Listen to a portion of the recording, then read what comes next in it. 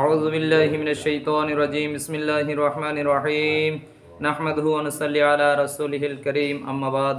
সম্মানিত হাজিরিন, আমরা যে বিষয়ে আজকে জানব সেই বিষয়টা হলো ইসলাম একটি পূর্ণাঙ্গ জীবন ব্যবস্থা। Islam is the complete code of life.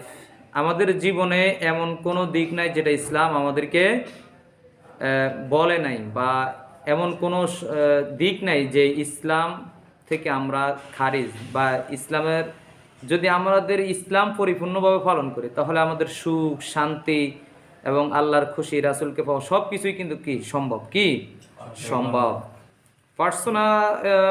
Personal life in ইসলাম, ব্যক্তিগত জীবনে ইসলাম। ব্যক্তিগত জীবনে ইসলামটা কি? সর্বাবস্থায় আল্লাহর স্মরণ। একজন ব্যক্তি সর্বাবস্থায় কাকে স্মরণ করবে?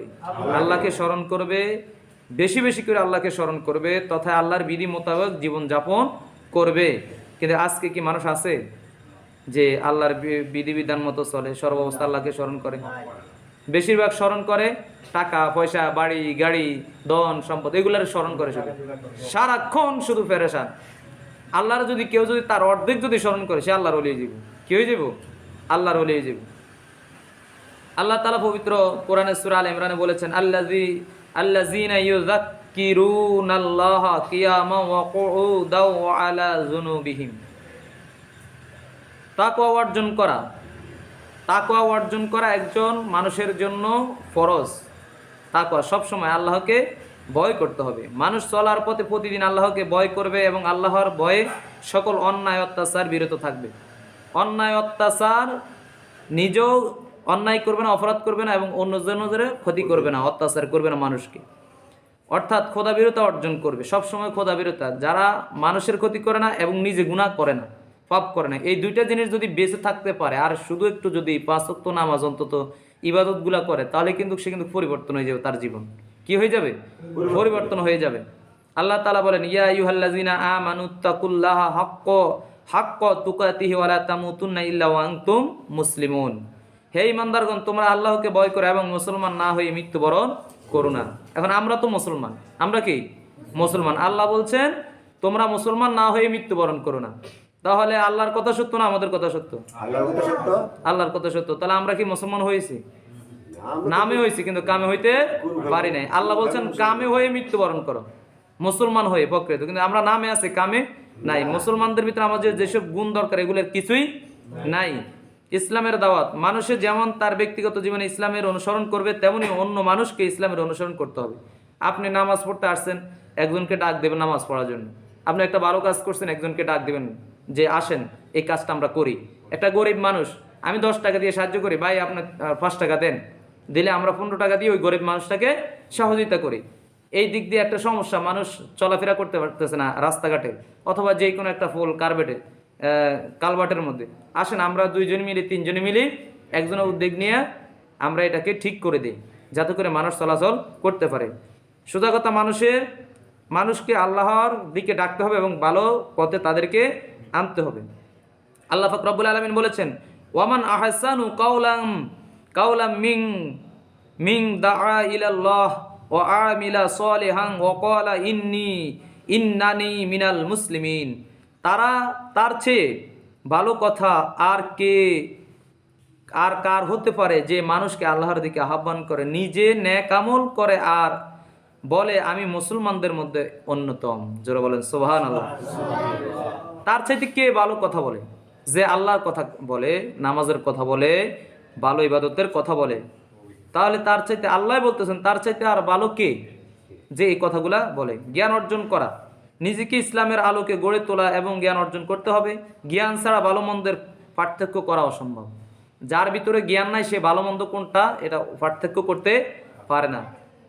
যে সমস্ত মূর্খরা জ্ঞান থাকে না, দেখেন তারা যে সমস্ত কাজ করতেছে, মানুষের সম্পদ এইটা সেইটা কত রকমের, মানুষকে ধোকা দিয়ে যা করতেছে দুনিয়ায়, আজকে কি থাকতে পারে? দুনিয়ায় থাকতে পারে না। তাহলে লাভটা কি? এই যে বাড়ি গাড়ি করে লাভটা কি? তাই ভালো কাজ করার জন্য আর মন্দ কাজ পরিত্যাগ করার জন্য জ্ঞান অর্জনের বিকল্প কিছুই নেই। ভালো কাজ যারা করে তাদের জ্ঞান আছে, বুঝতে হবে। আজ মন্দ কাজ যেগুলো করে এগুলোর জ্ঞান নাই। এটাই আল্লাহ তাআলা বুঝেছেন, হাল ইয়াস্তাউিল্লাযী ইয়ালামুনা ওয়াল্লাযী ইয়ালামুনা ওয়াল্লাযী লা ইয়ালামুন। আল্লাহ পাক রব্বুল আলামিন বলেন, যারা জানে আর যারা জানে না তারা কি উভয় সমান হতে পারে? প্রশ্ন করেছে, যারা জানে আর যারা জানে না তারা কি এক হতে পারে? আজকে আমাদের দেশের মধ্যে মানে ফতুয়াবাজির অভাব নেই, ফতুয়াবাজির অভাব নাই, কিন্তু ভালো স্টাডি না করে শুধু ফতুয়া দিব, এটা কিয়ামতের আলামত। কিসের আলামত? কিয়ামতের আলামত। এই যে গতকালকের আলোচনায় আমরা বলেছিলাম না, আল্লাহ পাক রব্বুল আলামিন বলেছে, কি বলেছে? এই যে আমি তো আলোচনা করেছিলাম পবিত্র কোরআনের কথা, মিল্লাতা আবিকুম ইব্রাহিম হুয়া সাম্মাকুমুল মুসলিমুন। হযরত ইব্রাহিম আলাইহিস সালাম তোমাদের জাতির পিতা, তিনি মুসলিম সম্প্রদায় নামকরণ করেন, আল্লাহ বলছেন কোরআনে। আর আমাদের বাংলাদেশের মধ্যে এক মূর্খ জাহেল, তার নাম হচ্ছে আব্দুর রাজ্জাক বিন ইউসুফ, সে বলতেছে, তাকে প্রশ্ন করা হলো যে ইব্রাহিম আলাইহিস সালামকে মুসলিম জাতির পিতা বলে অনেকে, এটা কি সত্য কিনা? হে কয় সম্পূর্ণ মিথ্যা। জোরে বলেন না নাউজুবিল্লাহ। তার ঈমান আছে নি? ঈমানে নাই। সে বলে সে মুসলিমের একজন ধারক বাহক, ইসলামের একজন ধারক বাহক, তাকে মুসলিম জাহানের পিতা বলা যাবে না। নাউজুবিল্লাহ বলেন। আল্লাহ বলতেছে মুসলিম জাতির পিতা, মিল্লাতা আবিকুম ইব্রাহিম। আবি মানে কি? পিতা না? আবুন অর্থ পিতা না? তাহলে মিল্লাতা, মিল্লাতা মানে কি? একটা মিল্লাতের, একটা গোত্রের, এই গোত্রটা কি? মুসলিম। আবিকুম ইব্রাহিম, ইব্রাহিম হলেন ওই মিল্লাতের পিতা। হুয়া সাম্মা কুমুল মুসলিমিন, যা যিনি মুসলিম সম্প্রদায়ের নামকরণ করেন, মুসলমানদের নামকরণটা ইব্রাহিম আলাইহিস সালাম করেন, অথচ সে মিথ্যা কথা বলেছে। তাহলে তার জ্ঞান বলতে আল্লাহ কিছুই দেয়নি। যে না জানি কথা বলে আর যে যায় না কথা বলে, এটা কি এক? এই যে আল্লাহর কথাই সত্য হলো, কি হলো? সত্য হলো। এক নম্বর বেয়াদব, এত কিছু ফতুয়া দেয় যেটা সম্পূর্ণ মানে কোরআনের হাদিসেরও বিরুদ্ধে, কোরআন হাদিসেরও বিরুদ্ধে। আল্লাহ তারে বুঝার তৌফিক দান করুন, সকলে বলো না আমিন।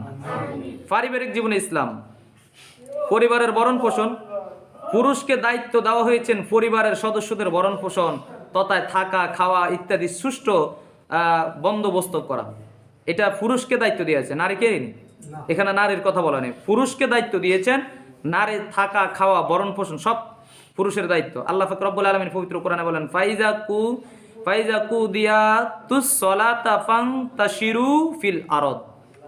যখন তোমরা নামাজ সমাপ্ত করবে তখন হালাল রিজিকের সন্ধানে জমিনের বুকে ছড়িয়ে পড়ো। কি করো? যখন তোমরা নামাজ সমাপ্ত করবে তখন জমিনের বুকে কি করো? ছড়িয়ে পড়ো। এটা আল্লাহ বলেছেন। আর আমগো মতন মোল্লা মুলসি বলতেছে যে উসিলার দরকার কি? খাবার না মালিক কে? আল্লাহ। তাহলে তুমি সবসময় নামাজ কালাম পড়তে থাকো, একজন মানুষও তোমার খানা আনি দিব না। দেখে কে খানা আনি দেয়? আল্লাহ খানা আনি দেয় কিনা? দিব? আল্লাহ খানা আনি দিব না, আর কোনো ফেরেশতাও আনি দিব না।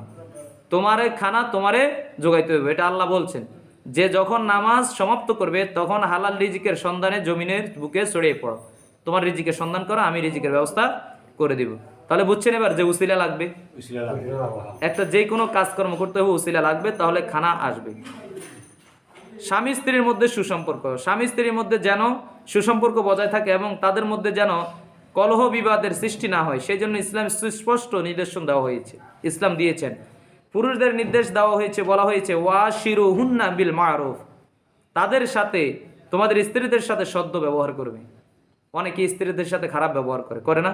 করে। আল্লাহ পাক রব্বুল আলামিন বলেছেন স্ত্রীদের সাথে ভালো ব্যবহার করো, তাদেরকে বুঝাও। তারা যদি খারাপ হয়, তারা যদি ওরকম ইসলামের পথে না আসে, বুঝাইতে হবে, বুঝানোর কোনো শেষ নাই, চেষ্টা করতে হবে। সন্তানের প্রতি নির্দেশ, সন্তান যদি পিতামাতার আনুগত্য না করে বা তাদের সাথে সৌজন্যমূলক আচরণ না করে, তবে সে পরিবারের শান্তি থাকতে পারে না। পরিবারকে একটা সন্তান যদি পিতামাতার যদি অনুগত্য না করে, পিতামাতারা না খাওয়ায় বিদ্যাকালে, তাহলে কি ওই পিতামাতাকে শান্তিতে থাকে? বলে শান্তি দেয়। আজকে দেখেন পৃথিবীর মধ্যে অসংখ্য মা বাবা আছে যাদেরকে সন্তানেরা দেখেও না, একটা টাকা পয়সাও দেয় না। কত নির্লজ্জ, মানে নির্লজ্জ তো নির্লজ্জ, কত নির্লজ্জ। এবং মা বাবারে নিজে ওই সরকারি বড় বড় সরকারি কর্মকর্তা, আর মা বাবারে কি জানি একটা কি মধ্যে দেয় জানি, বিশ্রাম আশ্রয়ন একটা ইয়ে আছে, বিদ্যা আশ্রয় কেন্দ্র, হয়েছে ঠিক আছে, বিদ্যা আশ্রয় কেন্দ্রের মধ্যে দিয়ে আসে, বৃদ্ধাশ্রমে দিয়ে আসে। নাউজুবিল্লাহ বলেন। যে মা বাবা ছোটবেলায় ঘু মুত পায়খানা প্রস্রাব খানা খাইছে, খানা মুখে দিছে মা, সন্তান এই কোলের মধ্যে পায়খানা করে দিছে। আমিও করছি না? আমার এই যে আমরা সবাই করছি। কিন্তু যখন মা বাবা যখন বৃদ্ধা হয়ে যায়, তখন তো মা বাবা আমাদের কাছেও সন্তানের মতো, ঠিক না? মা বাবা যারা আমাদের পরিষ্কার করছে, আমরা কি তাদের এরকম পরিষ্কার করতে হইব না? অবশ্যই করতে হইব। তাহলে তারা যে আমাদের জন্য কষ্ট করছে, তাদের প্রতিদান কি দিলাম? আজকে তাদের জন্য যদি, তাদের জন্য আমরা দুনিয়ার মধ্যে আসছি, এখন তাদেরকে আমরা চিনলাম না।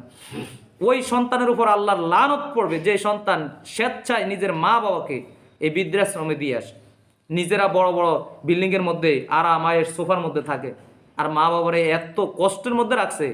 আল্লাহ তাদের উপর একসময় লানত পড়বে। দেখবেন অনেক সন্তানের শাস্তি পাইছে সন্তানের প্রতি। এই জন্য আল্লাহ পাক রব্বুল আলামিন নির্দেশ দিয়েছেন সূরা বনী ইসরাঈলের 23 নম্বর আয়াতে, ওয়াকাদা রাব্বুকা আল্লা তা'বুদু ইল্লা ইয়াহু ওয়া বিল ওয়ালিদাইনি ইহসানা। তোমাদের প্রতিপালক তোমাকে নির্দেশ দিয়েছেন যে তিনি ছাড়া আর কারো দাসত্ব করবে না, আর পিতামাতার প্রতি সদাচরণ কর। আল্লাহর ইবাদত করার কথা বলেছেন, পিতামাতার সাথে সদ্য ব্যবহারের কথা আল্লাহ বলেছেন। পিতামাতার প্রতি নির্দেশ, সন্তানকে পিতা লালন পালন, প্রতি লালন পালন তাদের যাবতীয় দায়িত্ব পিতামাতার। তাই তো আল্লাহ তাআলা বলেছেন, ওয়ালাল মাউলুদি লাহু রিজকুহুন্না ওয়া কিসওয়াতুহুন্না বিল মারুফ। তাদের আহার পোশাকের দায়িত্ববার পিতার উপর। সন্তানদের দায়িত্ব হলো কি? সন্তানের পিতার উপরে হচ্ছে দায়িত্ব, সন্তানকে লালন পালন করবে, ভরণ পোষণ দেবে, এটা হলো পিতার দায়িত্ব। এখন অনেক দেখা যায়, অনেক জায়গার মধ্যে দেখা যায় পিতা জন্ম দেয়া শেষ, মার উপরে দিয়ে দিস, কয় হের মা চাকরি করে লালন পালন করবে, এটা কয় কিনা? তাহলে ইসলামের সম্পূর্ণ বিপরীত, এখানে শান্তি আসবে না। সামাজিক জীবনে ইসলাম নিরাপত্তা, জীবনের নিরাপত্তা প্রদান, মানুষ যেন নিরাপদে জীবনযাপন করতে পারে, সেই জন্য ইসলামে হত্যাকে কঠোরভাবে নিষিদ্ধ করা হয়েছে। জীবন, আমি যে চলাফেরা করি, আপনি চলাফেরা করেন, এটার নিরাপত্তা দায়িত্ব কি? আরেকজনের চলাফেরা করে আমার দায়িত্ব, আপনার দায়িত্ব, অমুকের দায়িত্ব, আরেকজনের দায়িত্ব। সে যেন আমার দ্বারা যেন আরেকজনের কষ্ট না পায়, সে যেন স্বেচ্ছায় জীবনযাপন করতে পারে, তাকে অন্যায়ভাবে হত্যা করা যাবে না। আল্লাহ পাক রব্বুল আলামিন বলে, ওয়ালা তাকতুলুন নাফসাল্লাতী হারামাল্লাহু বিল হক ইল্লা বিল হক। আল্লাহর বিধান ছাড়া তোমরা কাউকে অন্যায়ভাবে হত্যা করবে না, করো না। সম্প্রদায়ের নিরাপত্তা, সমাজের সকল মানুষের সম্পদ যেন নিরাপদ থাকে, সেই জন্য ইসলাম বলেছেন, আস-সারিকু ওয়াস-সারিকাতু ফাকতু আইদিয়াহুমা। চোর পুরুষ হোক বা নারী হোক, উভয়ের হাত কেটে দেওয়া।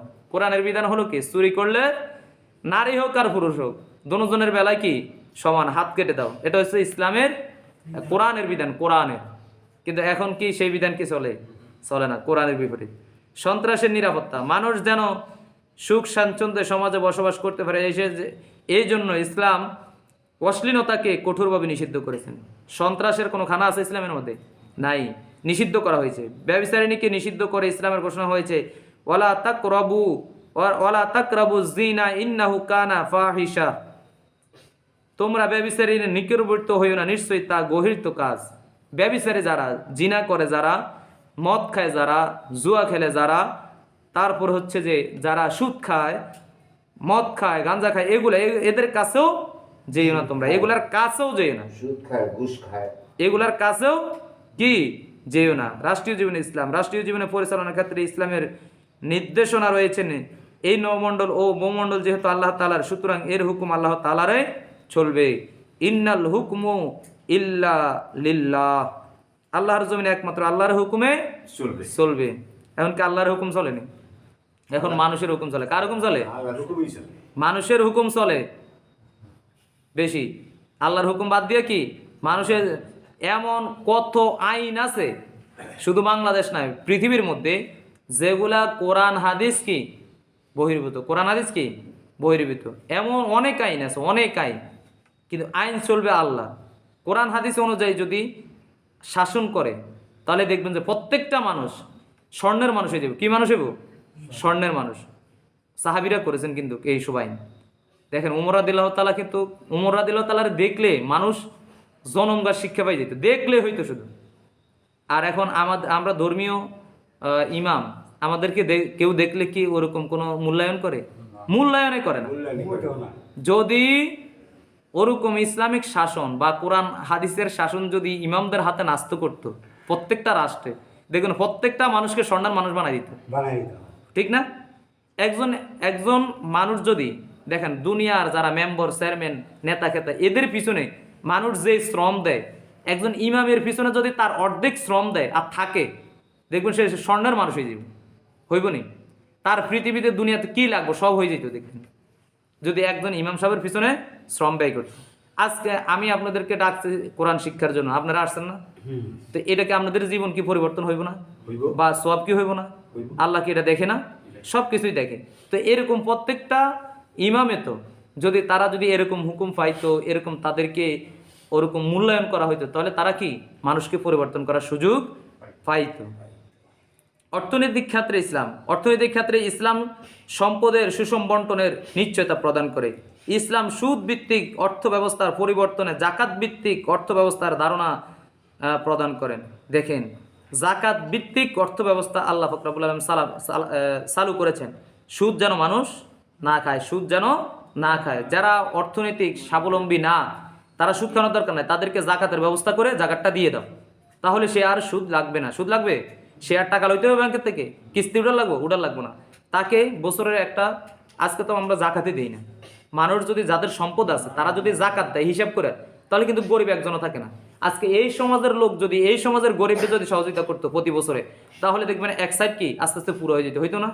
হয়ে যেত, কিন্তু এটা করে না, এই জন্য সুদ খায় মানুষ। কেননা সুদ ভিত্তিক অর্থ ব্যবস্থা হলো অনেক মানুষের সম্পদ কতিপয় ব্যক্তির হাতে পুঞ্জীভূত হয়ে থাকে। পক্ষান্তরে জাকাত ভিত্তিক অর্থ ব্যবস্থা হলো ধনী সম্পদ বন্টনের মাধ্যমে গরিবদের দুর্দশা দূর হয়ে তাকে সচ্ছল করে তোলে। সুদ শুধু একজনে পায়, সুদ লাভ কে পায়?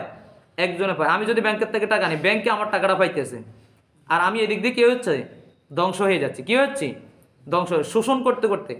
আর দেখেন সুদ হলো, আর জাকাত বলতেছে জাকাত যদি প্রদান করে তাহলে ওই ব্যক্তির সম্পদটাও পবিত্র হলো, সে ধনী থাকলো, আর যাকে গরিব দেওয়া হলো সে আস্তে আস্তে সচ্ছল হবে, ধনী হবে, সে কখনো পরবর্তীতে আর জাকাত খাইতে হবে না তার। সেই জন্য আমরা কি সেটা করি না। আহাল্লুল্লাহ আল বাইয়া ও হাররামুর রিবা, আমি ব্যবসাকে হালাল করেছি আর সুদকে হারাম করেছি। সুদের খুব মারাত্মক কাহিনী বলবো, সুদের বিষয়ে বলবো। আন্তর্জাতিক ক্ষেত্রে ইসলাম আজকের এই অশান্ত পৃথিবীর শান্তি ফিরিয়ে আনতে হলে ইসলাম প্রদত্ত আন্তর্জাতিক রূপরেখার বাস্তবায়ন করতে হবে। যদি এই পৃথিবীর মধ্যে যে অশান্তি অশৃঙ্খল হচ্ছে, এগুলা যদি শান্তি আনতে চায়, একমাত্র ইসলামের পুঙ্খানুপুঙ্খানু বিধিবিধান যদি বাস্তবায়ন করে, দেখবেন শান্তি আসবে। আসবে না? আসবে। কারণ ইসলামে কোনো জাতীয়তাবাদের স্বীকৃতি নেই, এবং বরং ইসলাম পৃথিবীর সমস্ত মানুষ একই বংশোদ্ভূত মনে করে। ইসলাম শুধু কি করে? একই বংশোদ্ভূত মনে করে। আল্লাহ পাক রব্বুল আলামিন বলেন, ইয়া আইয়ুহান নাসুত্তাকু রাব্বাকুমুল্লাযী খলাকাকুম মিন নাফসিন ওয়াহিদ, হে মানব সকল, তোমরা সেই আল্লাহকে ভয় করো যিনি সমস্ত মানুষকে একই প্রাণ থেকে সৃষ্টি করেছেন, একই প্রাণ থেকে সৃষ্টি করেছেন। নারীকে দেখেন, এটাই একটা উদাহরণ, বিভিন্ন ধর্ম নারীকে বিভিন্ন রকম কটূক্তি করেছে। নারীদেরকে বিশেষ করে আমাদের মা, বোন, কন্যা, স্ত্রী, এদেরকে মানে সোজা কথা, মহিলাদেরকে বিভিন্ন ধর্মের, বিভিন্ন বৌদ্ধ, ইহুদি, খ্রিস্টান, হিন্দু, এরা বিভিন্ন, কেউ বলেছে নারী হলো কি জাহান্নামের লাড়কি, আবার কেউ বলেছে নারী সম্পদ পাবে না, আবার কেউ বলছে নারীর কারণে যে অশান্তি পৃথিবীর মধ্যে। এইভাবে এক এক ধর্ম এক একটা বলেছেন। কিন্তু ইসলাম ধর্ম বলেছে যে না, নারীকে, নারীর পদতলে সন্তানের জান্নাত, মায়ের পদতলে, মায়ের নারী না, দেখেন জান্নাত দিছে মায়ের পদতলে। তারপর নারীকে সম্পদের বন্টন দিছে। নারী দেখেন কয় দিক দিয়ে লাভবান, এক দিক দিয়ে স্বামীর কাছ থেকে পায়, এক দিক দিয়ে বাবার কাছ থেকে পায়, মায়ের কাছ থেকে পায়, মানে কয়েক রকমে পায়, কিন্তু পুরুষরা এত বেশি পায় না। আর দেখেন তারা তো উপার্জন করতেছে, কিন্তু নারী তো উপার্জন করার ওরকম অক্ষমতা, আর তাদেরকে ওরকম চাকরি বাকরিও কোনো করতে হবে না। চাকরি বাকরি কারা করবে? পুরুষরা করবে। কারা করবে? পুরুষরা করবে। তারা বরণ পোষণ সব কিছু দেবে, এটা ইসলামের বিধান। কিন্তু আজকে নারীরা ক্ষমতায়ন করতেছে, ঠিক না? নারীরা চাকরি করতেছে। যেই ঘরের মধ্যে নারী দেখেন চাকরি করে, ওই ঘরে স্বামীর মূল্যায়ন করতেছে না। অনেক জায়গায় আছে দেখেন, স্বামীর কি করে না? মূল্যায়ন করে না, কারণ তার টাকা আছে। দেখেন একজন পুরুষ একজন পুরুষ আমরা মাসে 30,000 টাকা ইনকাম করে আমাদের শরীরের মধ্যে যত গরম থাকে না, একটা নারী যদি 30,000 টাকা ইনকাম করে তার যে শরীরের মধ্যে হিট থাকবে আর কথার যে হিট থাকবে, মানে স্বামীরে কোনো স্বামী বলে মূল্যায়ন করবে না। আর একটা স্বামী গাদার মতন খাইটা 30,000 টাকা ইনকাম করে সংসারের মধ্যে আইনা ভাঙার পরও স্ত্রীর দমক দেয় না, স্ত্রীর সময় ওরকম কটু কথা বলে না, কারণ সংসারের জন্য খরচ করতেছে। আর একজন নারী যদি এরকম খরচ করতো, আর একজন নারী যদি 30,000 টাকা ইনকাম করতো, আপনার কোনো পাত্তেই দিত না, আমার কোনো পাত্তেই দিবে না, কারণ সে মনে করবে যে আমার আর কার দরকার নাই। আর একটা পুরুষ 30,000 টাকা ইনকাম করলে সে মনে করে আমার সব কিছুই আছে, আমার সন্তান আছে, মা আছে, সংসার আছে, এদেরকে নিয়ে আমার খাইতে হবো, বাঁচতে হবে, এটা পুরুষ মনে করে। আর নারীর কাছে যদি 30,000 টাকা ইনকাম হয়, সে করবো যে আমার টাকাই দরকার, আর কিছুই দরকার নাই। বা আসলে বাস্তব, আসলেই বাস্তব, ইসলাম নাই, ইসলাম নাই আমাদের ভিতরে। আমাদের যাদের মা বোন আছে, সন্তান আছে, আমরা তাদেরকে এভাবে বুঝাবো, ইসলামের বিষয়টা তাদেরকে পুঙ্খানুপুঙ্খানুভাবে আমরা বুঝাবো, যাতে করে তারা কিছু শান্তির পথে আসতে পারে। ইসলাম অর্থ কি? শান্তি। ইসলাম অর্থ কি? শান্তি। যেখানে শান্তি নেই সেখানে কি নাই? ইসলাম নাই। তাহলে আমরা শান্তি প্রতিষ্ঠা করব। কি করব? শান্তি প্রতিষ্ঠা করব আমাদের দেশে, সমাজে, পারিবারিক জীবনে, রাষ্ট্রীয় জীবনে, সব ক্ষেত্রে আমরা শান্তি প্রতিষ্ঠা করব। যেখানে শান্তি হবে সেখানে আমরা আছি, ঠিক না? সেখানে আমরা আছি, সেটা প্রতিষ্ঠা করার চেষ্টা করব। আল্লাহ পাক রব্বুল আলামিন আমাদের সকলকেই ইসলাম শান্তি প্রতিষ্ঠা করার তৌফিক দান করে। সকলে বলুন আমিন। ওয়া আখিরু দাওয়ানা আলহামদুলিল্লাহি রাব্বিল আলামিন। আসসালামু আলাইকুম ওয়া রাহমাতুল্লাহি ওয়া বারাকাতুহু।